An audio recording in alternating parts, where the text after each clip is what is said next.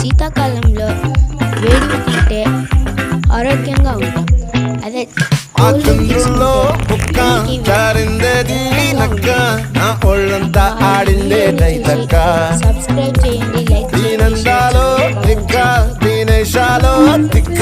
నా గుండెల్లో పొత్తాందే ఉక్క ఓ చికిరి చికిరి చికిరి చికిరి చికిరి చికిరి పడతా